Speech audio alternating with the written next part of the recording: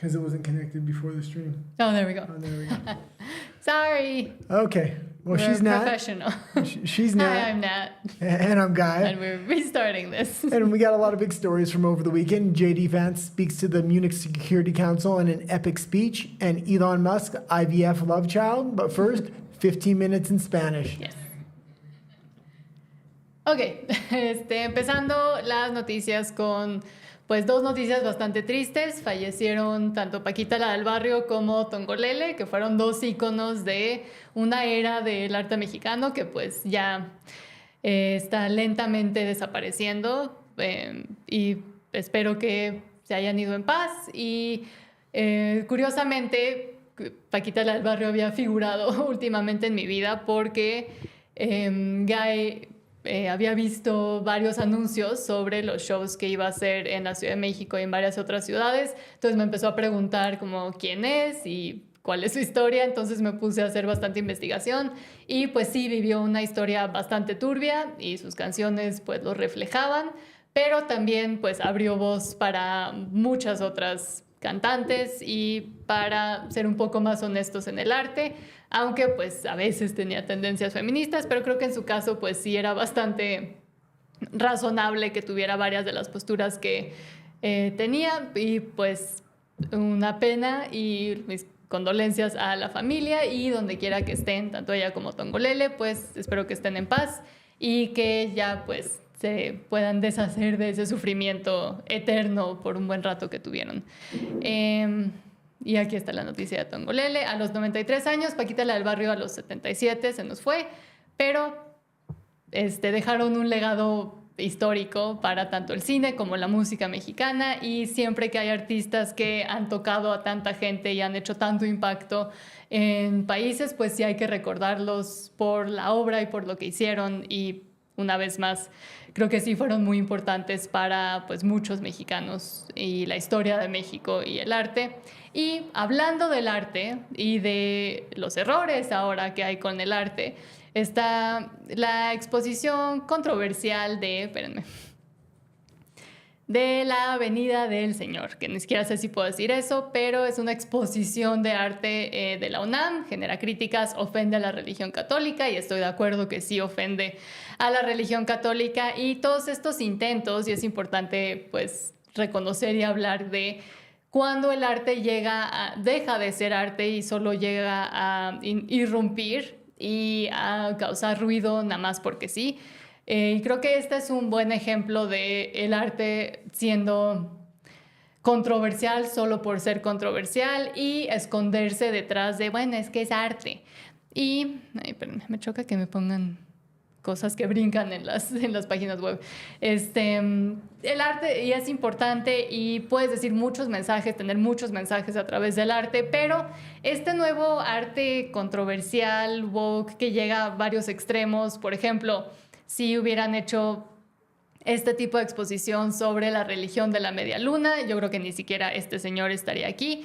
El señor el señor que decidió hacer esta exposición es Fabián Chaires, que tiene bastante obra provocadora y controversial, y ya había tenido varios otros momentos en los cuales había tenido varios encuentros con gente que no aprecia ese tipo de arte porque no es tan apreciable. Y quería hablar de esto porque viviendo en Vancouver y viniendo de Vancouver, había una galería de arte ahí que se llamaba el Vancouver Art Gallery, donde eventualmente dejaron de exponer siquiera cualquier tipo de arte que se pudiera considerar arte, y solo estaban poniendo puras cosas controversiales, puras cosas muy explícitas. Y el problema era que estaban, por ejemplo, llevando a niños a ver estas exposiciones de arte con gente sin ropa completamente, en plenos actos, etcétera, y toda la excusa era que era arte de la comunidad alfabeto, que era arte que era importante para poder romper paradigmas y etcétera. Pero hay ciertas cosas que pues deberían de quedarse solo para adultos, o pues ¿para qué se hacen en principio? Si solo lo estás haciendo por ser controversial, hay una línea muy delgada entre lo que es arte y sí vale la pena y tiene una razón por la cual ser controversial, y otra que solo lo hace para andar molestando al prójimo y enojando, y se termina no reflejando muy bien en las mismas personas que están tratando de crear ese arte controversial. Entonces, solo quería hablar de eso porque nos tocó ver pues este tipo de exposiciones.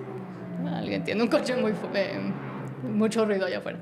Este tipo de exposiciones, este tipo de tratar de pasar todo porque es arte, pues, ¿qué nos dice sobre y qué refleja sobre la sociedad y el tipo de metas que queremos impulsar y a las cuales queremos llegar? Y también, ¿por qué siempre contra la religión, en donde todo el mundo siempre trata de ser muy propio y de no quejarse y no decir nada, y con las religiones que sí podrías entrar con las que sí podrías tener problemas, pues ahí no se puede hacer ni decir nada de este tipo de arte controversial porque ya sabemos qué pasa?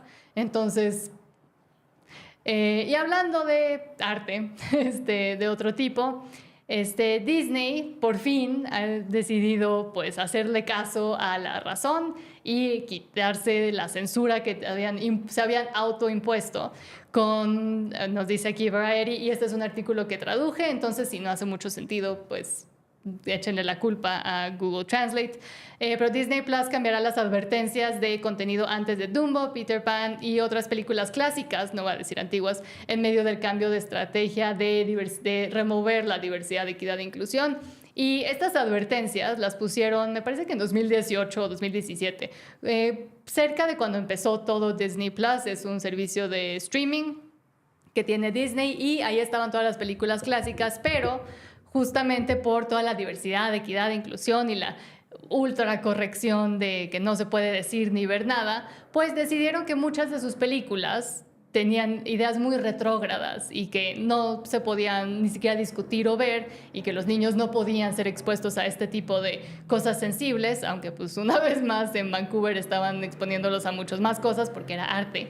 Pero muchas películas donde Walt Disney mismo tuvo algún tipo de pues, seguía vivo cuando se hicieron, tuvo bastante influencia sobre las películas, que eran legados históricos que había dejado, pues ya tenían que haber advertencias antes de estas películas porque las temáticas ya no van con nuestro nuevo mundo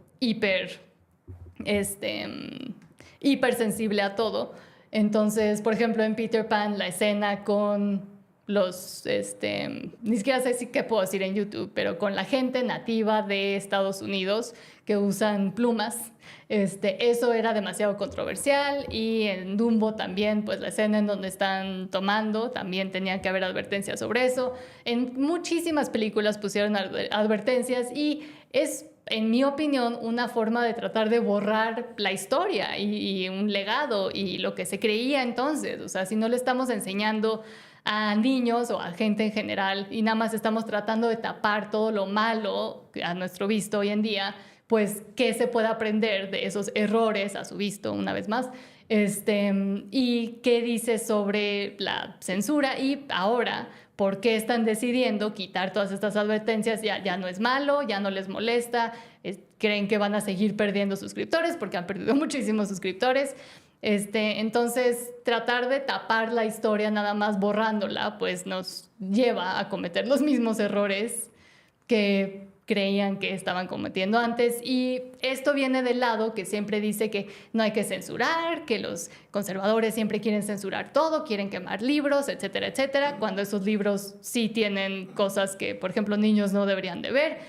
Hubo toda una controversia justamente en Florida, donde en Orlando está Walt Disney World, y ahí entre el gobernador Ron DeSantis y Disney se estaban dando de encontrones porque se estaban peleando porque tenían ideas muy diferentes sobre lo que debería de ser visto o no por niños. Es una historia muy larga, si no se la saben, chance algún día hago un video específico sobre eso. Tengo videos sobre eso en inglés, pero no me ha dado tiempo de llegar a hacer videos en español. Por cierto, si vieron el video del feminismo, muchas gracias. Eso nada más era como un video rápido para ver la reacción sobre el feminismo, porque los otros dos videos que había hecho hablando más sobre la historia y el contexto y etcétera, pues no les fue tan bien. Entonces me estaba esperando para continuar con la serie del feminismo, que sí lo voy a hacer, sí lo quiero hacer. Pero también toma bastante tiempo en hacer porque son videos más largos, pero si les interesa, déjenmelo ya sea aquí en los comentarios o en los comentarios de ese video. Y pues las respuestas de todas las feministas que se enojaron porque les dije que tal vez sería buena idea empezar a pensar en su futuro y en tener hijos y que tal vez todo lo que les han dicho no es completamente cierto o que no enfocarse en eso, pues eventualmente si decides enfocarte en eso puede que sea muy tarde, entonces chance nada más meterte la idea de que te podría gustar tener una familia. No estoy obligando a nadie a ir a tener una familia. Yo pues claramente no soy una tradwife, tengo ideas muy diferentes de lo que es tener una buena relación, entonces es muy chistoso cómo te asignan rápidamente qué es lo que estás queriendo decir. También me llamaron una pick me girl, pues a mí ya me eligieron. Pick me quiere decir elígeme. Yo ya no quiero que nadie me elija, ya me eligió la mejor persona que amo muchísimo, entonces nada más quería dejar eso en claro. Y veamos cuánto tiempo me quedan de mis 15 minutos. Me quedan 13 minutos, me quedan 3 minutos. Pues hablando de Disney también, pues aquí he visto que se ha hablado bastante sobre la nueva película de Blancanieves con esta actriz controversial, Rachel Zegler, que se cree latina, nada más porque pues tiene algún tipo de herencia latina, pero no habla español. Y es muy controversial porque ha decidido, como muchos actores jóvenes y también los viejos, como Julia Roberts, por ejemplo, que meterse a fondo en la política es la mejor idea y que va a ayudar a sus carreras, cuando en realidad a la gran mayoría, en especial ahorita de, por ejemplo, estadounidenses, o no les interesa o no están de acuerdo con lo que está diciendo. Entonces, ya de por sí Disney tenía un problema con ella abriendo la boca y diciendo puras tonterías, pues ahora más, tanto que según That Park Place, que ahorita también traduje este artículo, pero según That Park Place, están empezando a pensar en recortar cuánto tiempo aparece esta mujer, no Blancanieves, no Blanca, ajá. Blanca, no Nieves, en la película, porque los trailers, o sea, los avances que han sacado sobre la película en donde aparecía más, les ha ido pésimo.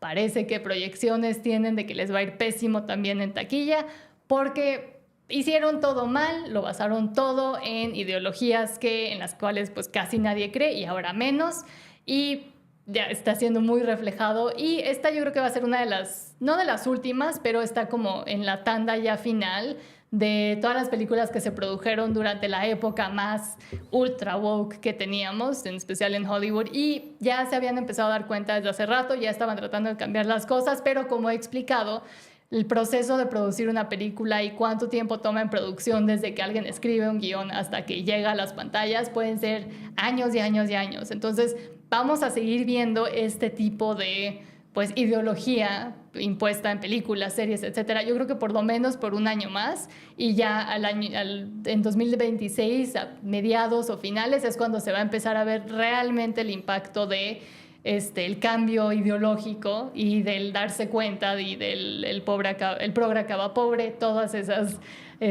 cosas de las cuales se han empezado a dar cuenta. Apenas van a empezar a llegar en unos años, entonces, pero ya vemos que sí se dieron cuenta y que sí saben que a nadie le gusta y que nadie está de acuerdo, básicamente, aunque como viven en sus burbujas, creen que todo el mundo siempre va a estar de acuerdo con ellos. Pero ya se me acabaron mis 15 minutos. Muchas gracias por ver. Si solo se quedaron a lo de español, buenas noches y espero que tengan un excelente día mañana. Y si se quedan a lo de inglés, pues ahora va a empezar todo en inglés y va a ser mucho más cargado a la geopolítica, porque eso es lo que le interesa un poco más a Guy, y como yo sí puedo hacer mis videos yo sola, pues ahora le toca a él explayarse, y por eso yo no hablo mucho durante los en vivos en inglés, porque pues él es el que sabe más de eso, pero también me interesa. Bueno, ya ahora sí me estoy explayando de más, entonces gracias por vernos, y ahora nos vamos con inglés. Estoy tratando una nueva técnica para cambiar las cámaras, entonces a ver si lo logro. Ha! I did manage it. Okay, so now we're back to the English portion. This is going to be a lot more geopolitical heavy. Yes. I think we're going to start with what we had in the thumbnail, and that's J.D. Vance. He spoke to the Munich Security Council, and it was one of the most epic speeches given in modern times. What is the Munich Security Council? It has to do with the EU. A lot of the military leaders were there, things of this nature. Okay. But it was a lot of the EU elites and the military elites from the EU. So when he spoke to the EU Security Council, he spoke about how the EU is abandoning a lot of its democracy ideals and liberal ideals. It says it's defending it. What? Camera. Oh, the other camera. He said it was they're abandoning their liberal ideals because they're trying to defend democracy from outside influences such as Russia, China, the Middle East, Islam, things of this nature. But what are they defending it for? Meaning they're losing in their basic values. He pointed out that the EU no longer has free speech. It's replaced it with hate speech laws. He specifically cited a man that was praying in his head on the sidewalk, not disturbing anybody or saying anything. The police came up to him, asked him what he was doing. He said, I'm silently praying in my head. And they asked him what he was praying for. Mm-hmm. And he said, I'm praying for the loss of my son a couple years ago. And they said, this is a no praying zone. And I believe they fined him for that. Yeah. Yeah. And that also kind of came about because of the whole praying at abortion centers thing, but they've taken it to an extreme where prayer is basically banned in public, which is insane because they do allow other kinds of prayer, but just not the wrong one, which is Christian Catholic, basically. Well, he also pointed out how the EU kind of passed all these child protection laws in different senses, but they started using these laws against adults to take their basic freedoms away. So the United States is really trying to press the EU back to its traditional liberal values or traditional Christian values, I guess. Mm-hmm. So, which, I mean, become intertwined. And he said the people have a voice. He warns Europe about censorship and that it is a threat from within if their own people can't speak, and said there is a new sheriff in town. We may disagree with your views, but we will still fight to defend your right to offer it in the public square. And I think that is the most important sentiment, is that with free speech, you don't have to agree, but you also don't have to censor it, because it is more important to have those views out in the public and know what people are actually saying than have them repressed and then maybe act on those, repressed thoughts as well, even as bad as you think they may be. Also, really quickly, thank you so much to Mario Gomez for the 20 peso super chat. Oh, fantastic. He says, love your shows, guys. Anti-woke resistance. Thank you. That's what we're trying to do. But thank you so much. It's weird to receive super chats because we're kind of new at doing the lives again. So thank you so much for your support. Yeah. Okay, let's go back into this. One of the big things I was going to say, if you haven't seen J.D. Vance's speech at the Munich Security Council, I highly recommend watching it. It's one of those once-in-a-lifetime speeches a politician rarely actually gives. Mm-hmm. But what it did more than that is it now has given a blueprint to a lot of the conservative politicians within Europe. A lot of these conservative politicians were expressing ideas in a roundabout way, which were actually okay. But J.D. Vance really sit down, I think, the ideological driving forces for what's going to drive conservatism, not just in Europe, but on a global basis. And so I think this is kind of the blueprint, and you're going to hear a lot of EU politicians start repeating these talking points. They were made very clear for them. And then now these conservative politicians in the EU also have cover fire coming from Donald Trump, J.D. Vance in the United States. So. Yes. And, God damn it. We're still testing things out, sorry. We just got a stream deck, so we're trying to figure out the buttons. Yeah, we're trying to make it so it's a bit smoother, but it's not right now. So Vance spoke at the Munich Security Council conference Friday, where he argued that free speech is in retreat, drawing on numerous examples of European countries suppressing citizens' speech. And a lot of people don't know about these because they're not really talked about in the mainstream media, especially the one coming out of Europe. But German police raids against citizens suspected of posting anti-feminist content online. Basically, I would have gotten raided if we were living in Germany. The Swedish government convicting Christian activists for burning Qurans, and the United Kingdom persecuting pro-life activists for praying in their heads, not even out loud, but if it looks like you're praying for the lives of unborn children that are going to go be taken away, then if you seem to be praying, then you also might get arrested. So that's the insanity that the people in Europe are living, and a lot of people don't even believe it because it sounds so crazy if you don't live there. One of the big reasons we actually moved down to Mexico was the protection of freedom of speech, because Canada is going in the same direction of these hate speech laws. They were trying to pass legislation that would give streamers 25 years in jail if they express the wrong views because of hate speech. Yes. So if someone was offended enough to want to convict you in the human... It wasn't even a court of law. It was the Human Rights Tribunal. Tribunal, there we go. My brain doesn't work today, I'm sorry.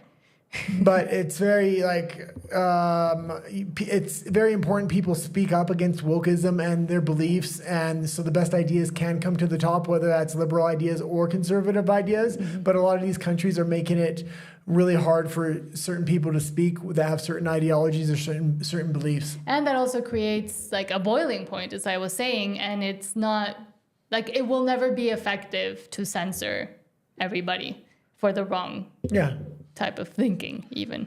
I was going to get, because we had this story, I wanted to take a second because we had a conversation the other day, and I watch a lot of debates. Their Modern Day Debates had their debate con. Modern Day Debates is a YouTube station. Also, Raging Tomato and The Crucible are the big three debate stations that I watch. But the reason debate and debate channels are so important, you can actually figure out what the political winds are about 5 years ahead of before these ideologies actually emerge. So they first emerge in these fringe debate spaces. Mm-hmm. You've seen this with wokeism, but now the major ideology that's coming on top through the battling of ideas is Christian nationalism. And when I said Christian nationalism, you don't watch a lot of debates, so you didn't understand exactly what Christian nationalism is. And I don't think a lot of people do. They're trying to use the system to actually change the system itself in a peaceful way. But more than that, Christian nationalism's thought leaders are actually from traditional Catholicism, not the type of Catholicism the Pope is preaching, which is very left Catholicism, but traditional, non-moving moral values and orthodoxy. So you're having traditional Catholicism as well as Orthodox Christianity. That's who's really controlling what Christian nationalism is in the debate space, and it's because they have a non-shifting moral ideology. Liberalism has really failed in the debate space because they have no morality. It basically shifts over time. Yes, and I think a lot of people are very scared at the word Christian nationalism, and it's become this like boogeyman. But if the central ideas are that you have a non-moving moral foundation that is based upon the values that basically built our societies, then is that so scary if it goes to an extreme, as with anything else, as we've seen with the left and progressivism and hyper-progressive leftism, then it's the same thing. It becomes a religion within itself. So maybe we need a little bit of religion to combat the new one that's being created with no moral foundation or values, or the values that shift and change. Well, it's pretty interesting to see. One of the debates this weekend was a Christian nationalist versus, I believe it was an atheist. And you almost seen the atheist adopt the Christian national beliefs because it made for a better society after the debate went on. I myself am non-religious, but I can see a lot of value in Christian nationalism, but I also see how it can go off the rails if they're able to consolidate power too much. But that's really anything with any ideology. Yeah. So, well, I just want to take a second to talk about Christian nationalism and add a more religious story in, because I said I would. Next, we're going to go to the opposite of that, which is Elon Musk's IVF love child. Maybe you know more than I do, because this story just popped up. I don't really know that much. Hold on, because I had pulled an article up, and now I don't know where it went. So, hold on. Maybe you keep talking about it. Well, Elon Musk, I think he has 12 kids at this point. Is it 9 or 12? I don't. He has quite a few children. This right-wing influencer, somehow, how did she get a hold of his sperm for this? I don't know if you can say that word. Well, she had an IVF. What is IVF? Maybe you can explain it a bit better. In vitro fertilization. Hold on. I'm looking for the article, or any article, essentially.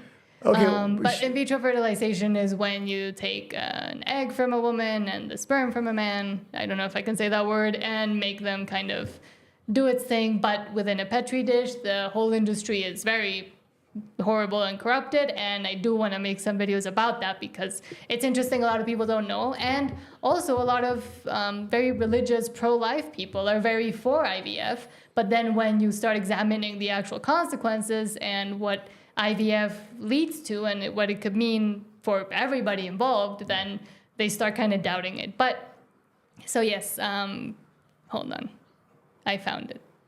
Okay, so MAGA influencer Ashley St. Clair claims she had a child with Elon Musk 5 months ago. He has 12 children, yeah. 12 children with 3 women.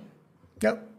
And we know most of those are crazy women, because one of them was Amber Heard, the other one was Grimes. And well, we don't know if Amber's is actually his, do we? Yeah, I'm pretty sure it was, but let's not get too far into it. But yeah, it was. It ended up being his. So Ashley St. Clair, which is a pretty annoying person that has been involved in the right-wing MAGA sphere. Sometimes these influencers pop up that are just there because they look pretty and say, make America great again. But Ashley St. Clair, a 26-year-old MAGA writer, said on Friday night that she and Musk share a 5-month-old child. And she said, 5 months ago, I welcomed a new baby into the world. Elon Musk is the father. She wrote, I have not previously disclosed this to protect our child's privacy and safety, but in recent days it has become clear that tabloid media intends to do so regardless of the harm it will cause. Obviously, maybe there was no tabloid interested in it, but she wanted the world to know. So, well, I almost feel like he's Elon Musk typically isn't the kind of guy to get married, but he is having a lot of kids. He's having a lot of kids with a lot of liberal women. But now that he's on the MAGA side, I almost feel like he went from MAGA now. He just wants that. He wants to spread the seed and see what hits. He wants to attach himself to MAGA in a more serious way. Even though this woman is the least serious one he could have picked. I really don't like her, but too much. But a lot of people are actually upset with this news that we're in the conservative space. I don't think it's a big deal. People can do what they want. A lot of people are upset at the IVF thing. I was seeing some of the commentary, the negative commentary about her coming out and saying, oh, it was via IVF and we didn't actually do the thing. And what a lot of very conservative pundits are saying is that people that usually would not support or are very pro-life or say that they're very pro-life are now coming out in support of not just her, but a lot of other very conservative influencers having children via IVF, sometimes without having a real father figure in the home or an actual father for the child. Yeah, I do think it's... Or vice versa, like Dave Rubin got in trouble for that when he had his twins with his husband. So it's a big whole conversation, but basically everybody's angry because it's IVF, it's Ashley St. Clair, which kind of inserted herself into the whole MAGA movement. I never heard of her before this story either. I think you've seen her on... maybe... You've seen her on Timcast with Tim Pool. So she's gotten around to a lot of the political media, conservative political MAGA media sphere, but let's just say she's not the brightest bulb. Okay, I'm not saying I'm either, but... try to run through some of these stories because we do have a lot of stories and we spent a lot of time on the first few. Yes. So we got Eric Adams, who's the mayor of New York. Four of his deputy mayors have resigned over Eric Adams cooperating with the Trump administration. So Eric Adams is rumored to be cooperating with the Trump administration in the prosecution of Letitia James and other high-profile politicians within New York State. And a lot of people are asking for his resignation within New York. But I think this was a good move by the Trump administration. And if Eric Adams is treated very well and given a good deal, you'll have a lot of other whistleblowers coming out. So I think this could set a very good precedent. Yeah, and we've seen him kind of flip-flop quite a bit throughout the past year and a half when the whole migrant help and the housing migrants in hotels and very, very luxury fancy hotels and all of the things that they were giving them when his people from New York started complaining and saying, hey, why aren't we getting this support? And why is basically all of our spaces going towards people that just got here, basically.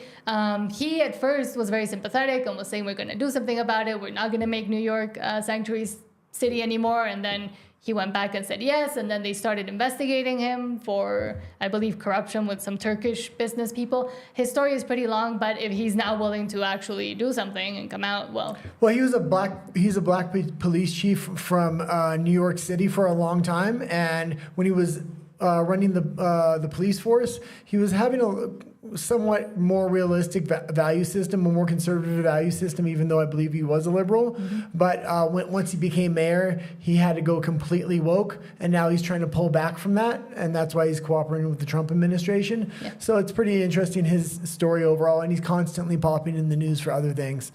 But we'll move on to the next story, and that's Doge is attempting to gain access to the IRS. So obviously, Democrats and liberals are trying to block Doge from getting access to the IRS. I know they have gotten a lot of data from it, but they haven't had unfettered access yet. And I mean, the government has been spying on American citizens for decades now. And for the liberals to be complaining that Elon Musk is going to get access to people's personal information through the IRS, I think he's targeting the government. Most people would be happy to have their information accessed by Doge if it can be used to really out government corruption. Well, I heard a very good analogy, and I wish I had I think it wasn't on a TikTok, but this girl was saying that the whole Elon Musk, Doge, and then the Democrats thing is like when a girl goes and hides, steals her boyfriend's phone and goes and hides and finds a bunch of messages of him cheating or pictures and stuff, and then the boyfriend goes and bangs on the door and says, "Hey, you're invading my privacy. How dare you invade my privacy?" And it's like, well, yeah, but you're the one cheating. You're the one that's doing the worst thing. Yes, I might be invading your privacy, but I mean, you completely ruined. But there's a lot of good memes out right relationship. Now. Yeah, so that, I think that's a very good analogy to what's happening to the Democrats. They're scrambling and saying, "You're violating our privacy. This is not fair. You're not able to do this." But the actual story is what they're discovering, and how the mismanaged the U.S. government has been, and probably every other government in the world has been.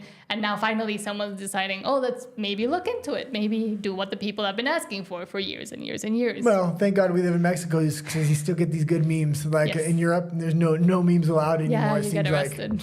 Okay, the next story was actually a really big story on the geopolitical level, and that was the U.S.-Russia negotiations happening in Saudi Arabia. The Europeans weren't invited to this, so and neither were the Ukrainians. Now, just because the Ukrainians weren't invited doesn't mean Zelensky's not there. Supposedly, Zelensky's in Saudi Arabia, kind of awaiting these orders of whatever comes out of these negotiations. Of what he should do. Yeah. So Kyiv has not been invited, and again, this is from the BBC, so there's a bias there. But every single article I was trying to look for has this same bias of how dare they not invite him. But Kyiv has not been invited to talks between U.S. and Russia aimed at ending the war in Ukraine. A senior Ukrainian government source has told the BBC, probably Zelensky himself. The U.S. Special Envoy to Ukraine, Keith Kellogg, said that Kyiv would be involved in this week's talks in Saudi Arabia, but the source said no delegation would be present. European leaders have also been asked not to join the discussions and are due to meet instead on Monday in Paris at a summit.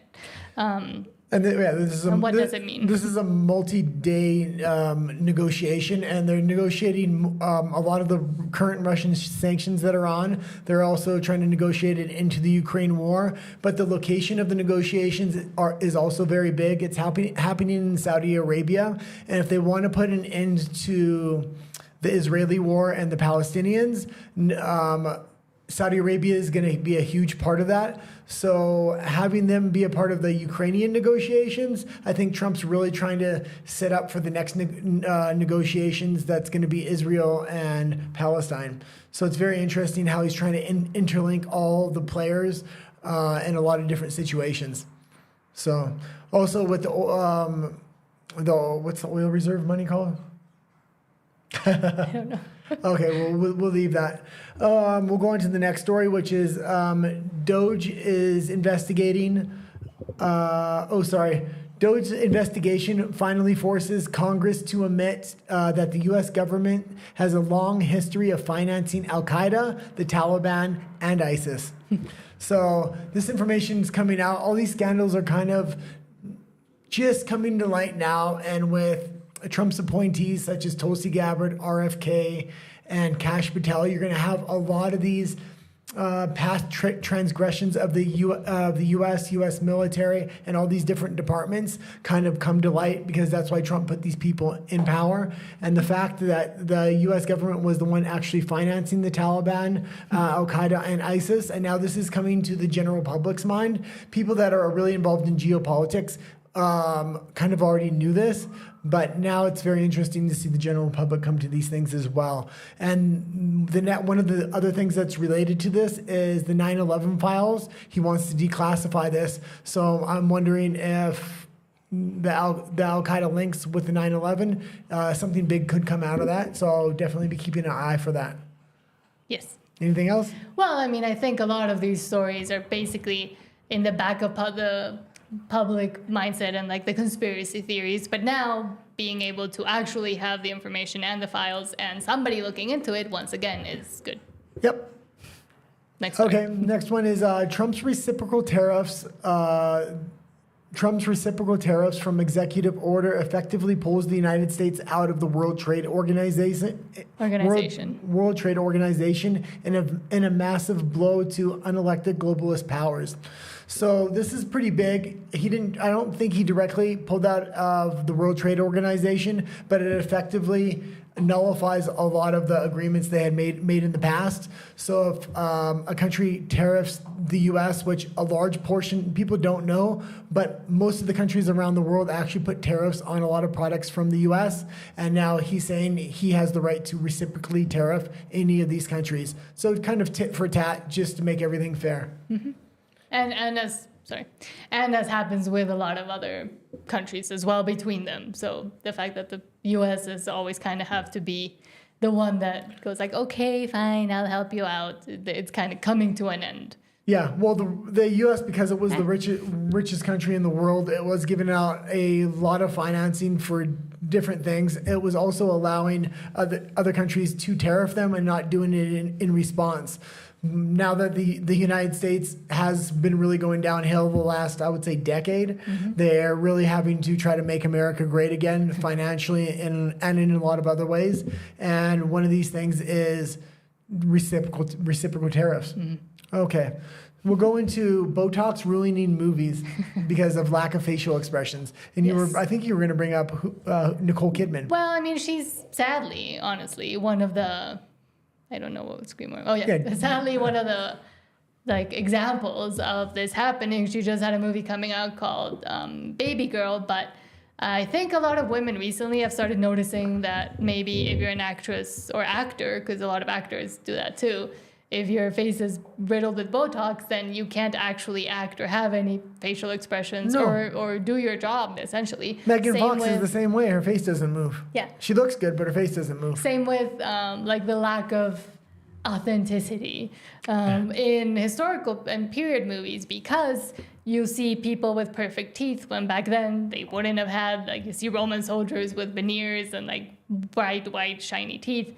And it just goes to show the sadness of the reality of what types of vanity have now been kind of installed in everybody's minds, that some people don't even notice it anymore. But because you do see a lot of women in real life with Botox and their face doesn't move all the time, maybe it's a bit more normal. But when you see male stars with Botox and their face isn't moving and they're not able to portray real expression, it bothers me even more. Yeah, and sadly, it happened a few years ago that a lot of the later Gen Z, and not that late, but people that are in their 20s started getting a lot of these procedures, not just Botox, but also fillers and a lot of other cosmetic procedures that if you want to get them, fine, go ahead. But what they weren't told and they didn't really realize was that when you get all these procedures, and these are usually procedures that are, for older ladies to look younger, then as a society we've gotten used to these kinds of looks being for 40, 50, 60-year-old women. And now when you're a 20-year-old that has all of this stuff on you, well, now you look like you're 40, 50, 60, you look a lot older. So we have a lot of these younger women in their 20s looking like they're 30, 40, 50, etc. because they got in all the same procedures, because they've been lied to and told that you got to start early. You have to get baby Botox. You have to get a lot of fillers and get your lips done. And they end up looking like the exact thing they were trying to avoid. And of course, it's all because it makes a lot of money and it's fashionable to do it right now. But I think that learning to love your flaws is a little bit of a better path to take. For the longest time, I wanted to get a nose job, and lately I've been like, no, why the hell would I do that? Because I keep telling you not to do it. That too. But I'm just like, I mean, it is who I am. It's the way my face was made, so why meddle with it? And I've also never gotten any like Botox or anything. And I do notice that my face is a lot more expressive than a lot of like the influencers I see, or like a lot of the other girls I see. And it's fine, and just age gracefully. If you have something that really bothers you, sure, go ahead, change it, but realize the consequences of what you're doing. And also nowadays, we see a lot of actresses getting these magnificent facelifts. Like there's some new surgeon in town that's doing them all. But if you see Christina Aguilera, what she looks like now, if you see, I wish I could pull some of these up, but just Google them. Christina Aguilera looks better than she did when she was starting out in the scene and when she was 20. Same with Lindsay Lohan. It looks like nothing ever happened to her, and we know what she went through. I mean, I was growing up as she was ruining her life, so we all remember all the tabloids and stuff. So they are able to correct it, but if you don't have the money to then reverse whatever you did to yourself, and maybe think ahead before you just save up for that one procedure you want to get, and think of what if something goes wrong, maybe I should save up also for the corrective procedures, because a lot of these procedures do need corrections. And the next story is Ilhan Omar, who is a congresswoman in one of the largest Muslim districts in the United States. She's also part of it's her AOC. What do they call that group? Annoying. Okay, I can't remember. The Progressive Caucus? No. Anyway, Ilhan Omar married her brother and said she would do it again to get him papers. This came out and was revealed by somebody within the Somali community, and it was a leader. This rumor had been going around for a long time, but now it's reemerged because Somali leaders are kind of outing her. She's an extreme. She's kind of an extreme progressive, and the Muslim community is actually a lot more conservative. So you're seeing a split within that community. Mm-hmm. A lot of Muslims actually supported Trump this time around. And I mean, there has been a lot of these sorts of rumors like floating around for a long time, but now that kind of the floodgates have been opened for truth and reality to come back, now we're going to start seeing and keep seeing a lot of these things that a lot of people kept trying to deny and say, no, it's not true, that never happened, come out and be like, oh, it was actually true. Well, the fact that she's admitting this and it was to get him papers, like, this is a crime. Mm-hmm. And I mean, the Trump administration's in power now, so I wouldn't be surprised if they either prosecuted or attempted to deport her. So yeah. I'll attach that with the next story. I'll skip one story actually and come back to it. But Tom Holdman says AOC could go to jail for aiding and abetting illegal immigrants. Yes, so Tom Holdman refers... Oh, hold on, I pressed something. Tom Holdman refers AOC's webinar teaching illegal immigrants to avoid deportation to Trump's AG. So... they're called the Squad. It was Ilhan Omar, AOC, squad. And one more. Oh, Bernie Sanders, I believe. No, it was another girl. Oh, okay. Border czar Tom Homan said that Squad representative Alexandria Ocasio-Cortez from New York could be in trouble with the law after her office held a webinar this week called Know Your Rights with ICE, educating illegal immigrants on avoiding deportation. He sent a memo to the Deputy Attorney General over the matter. The webinar from Ocasio-Cortez's office, which was streamed on Facebook, was held in conjunction with immigration lawyers from the Immigrant Defense Project and was targeted in order to tell illegal immigrants in the United States how to deal with a confrontation with ICE officers. Yeah, well, you're seeing the Trump administration really go after these extreme liberal Congress people that were kind of breaking the law when they thought they had free reign to do so. Mm-hmm. This connects with another story that we have, which is Trump announces investigation into Gavin Newsom over the Los Angeles to San Francisco high-speed rail back in 2008 is when it was supposed to be begun. $9 billion wasted. They have very little of it built, and it's supposed to be a $128 billion project overall. So money's going into somebody's pocket here.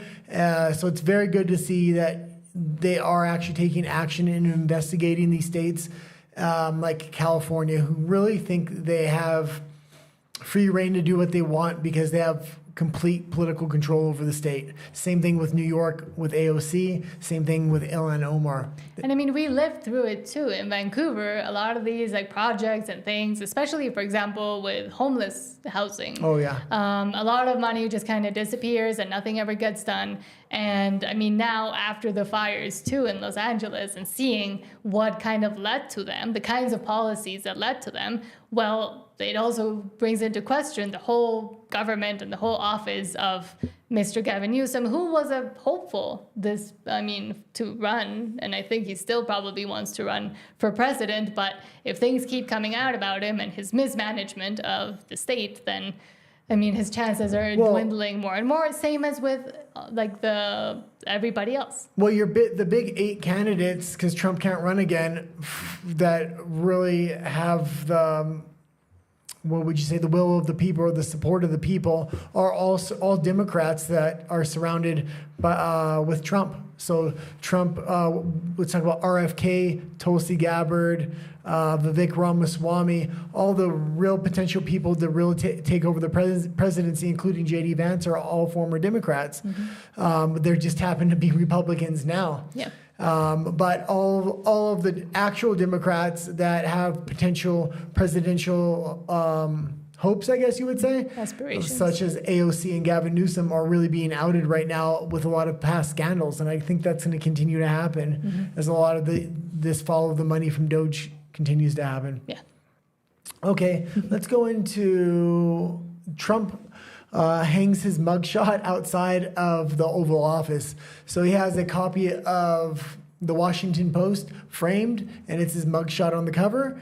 And any journalist or anybody that goes to meet him in the Oval Office walks past this every time. So it's like really the ultimate troll and saying he's really taking pride in the mugshot, which is a good thing because he didn't let him use it against him. Yeah.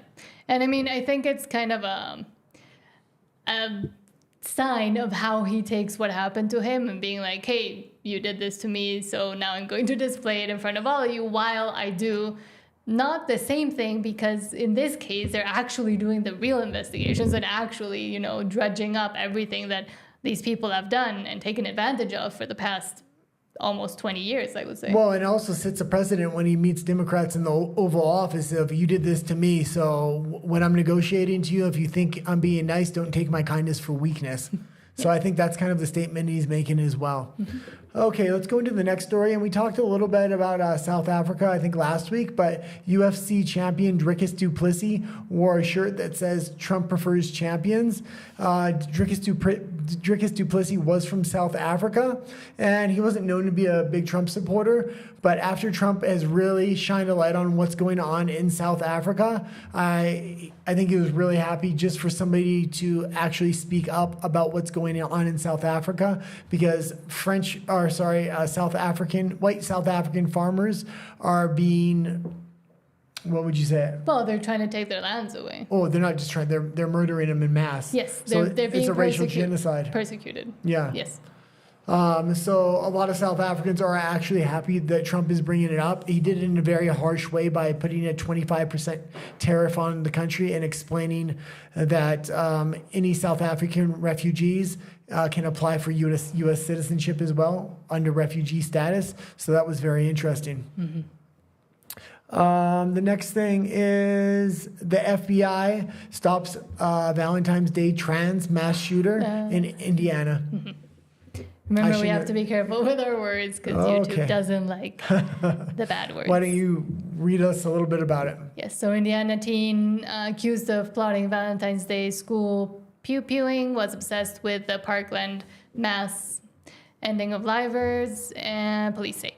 So the Indiana teen who had an obsession with that, who unalived 17 people exactly 7 years ago, is accused of plotting another Valentine's Day horrible event, authorities say. Trinity Shockley, 18, has been charged with conspiracy to commit ending of lives and 2 very bad people-related charges, according to Morgan County court records. And Shockley is charged under the name Trinity, but is transgender and goes by the name Jamie. And we keep seeing these kinds of cases come up and not be resolved. Also with the Trump But we're unaliving attempt, also he was kind of iffy, and then we had the one at the Christian school in Tennessee. So the ones that plan it or the ones that actually go through with it, we're seeing a rise in the trans community becoming more violent than they are. Yeah, it was very were interesting before. when the Biden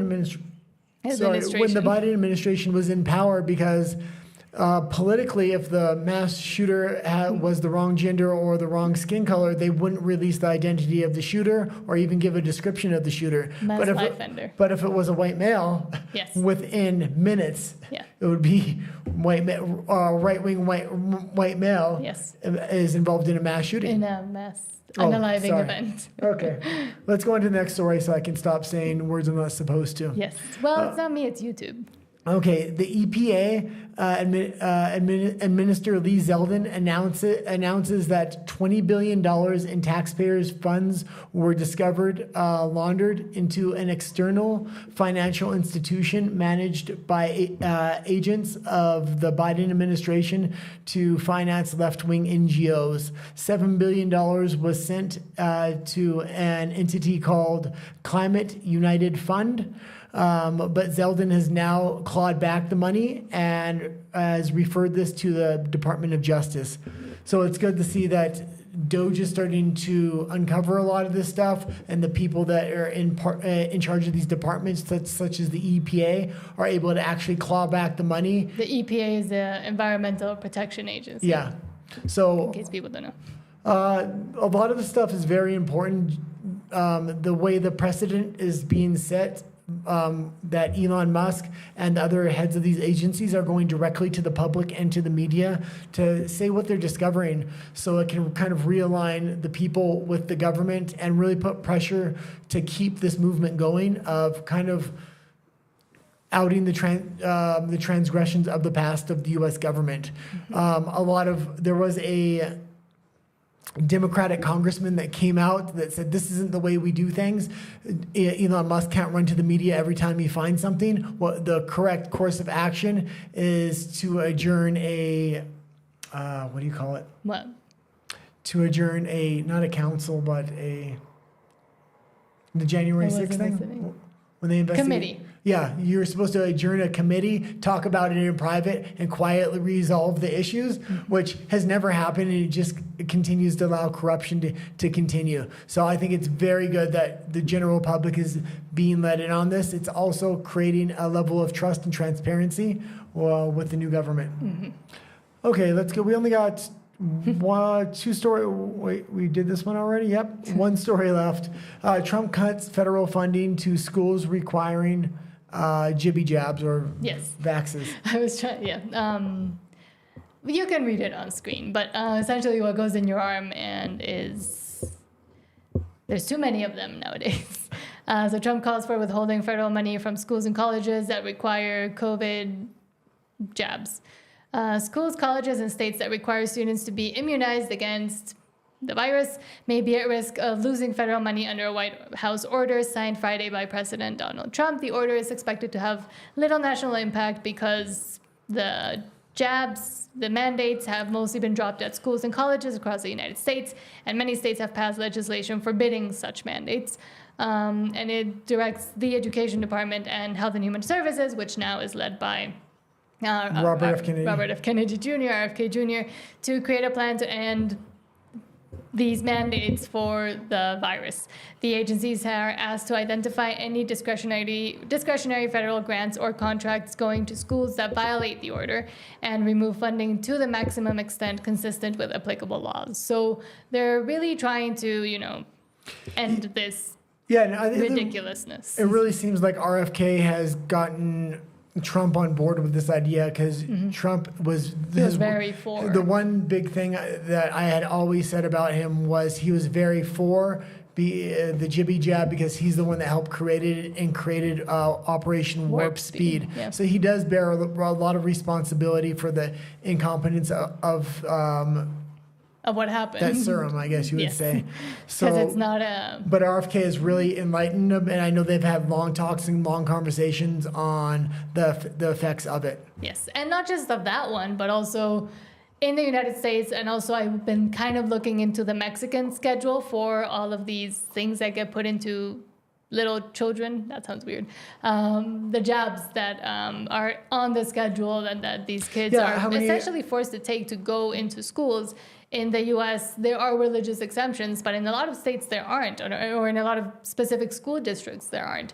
And in some cases, it's 77 that they're required to take. In the United States. In the United States, before the age of, I believe, 10. I mean, it's just crazy. That's crazy. It's just a money laundering operation. It didn't used to be that way, and that's the thing. Like, maybe let's do a little bit more research into which ones are fully needed, which ones aren't, what the actual effects are. Let's stop giving immunity to the makers of these jabs and saying, oh, if someone gets injured by what you've produced and has been put into their body by a physician, let's not prosecute either the company or the physician, because they're necessary and they're life-saving. Let's look at the actual statistics to see how actual life-saving they were and how much, for example, sanitation had an impact on all of these diseases kind of crawling to a halt, and how much the actual jabs were. Okay, why don't you, we need to explain that a little bit. When you say sanitation, you're sounding like you're all over the map here. Sorry. Okay, so when we talk about sanitation, there's been links that sanitary standards in the Western world have really evolved over the last 100 years, and this is really what's helped out. What has helped curb a lot of these, like polio and a lot of the infectious diseases that these jabs were created to combat. Maybe the jabs weren't so much as helpful as having clean water, having toilets, having places where human waste goes. But we also need to stop changing the definition of what a vaccine is. Yes. Like, this is crazy. Last time you can say that word. Yeah. Okay, well, but I was talking about, okay, never mind. But still, it's not my rules. You think they're my rules. It's YouTube. Well, I got to listen to your rules now, and then YouTube's rules. My rules you always listen to. No, I never listen to those. I always got my earplugs in. Okay, let's say goodbye to the audience. Sure. Oh, we did basically an hour straight on, on the dot. I can't think. For everybody that tuned in, thank you. And with that, thank you for reaching the end of the live stream. And thank you for the super chats. Yes, thank you so much for all your support, and with the support with the recent videos we've uploaded too. There's a few more coming in Spanish, so watch out for those. Anything else? Adios. Have a good night. Till tomorrow. Yes, and take care and be careful out there.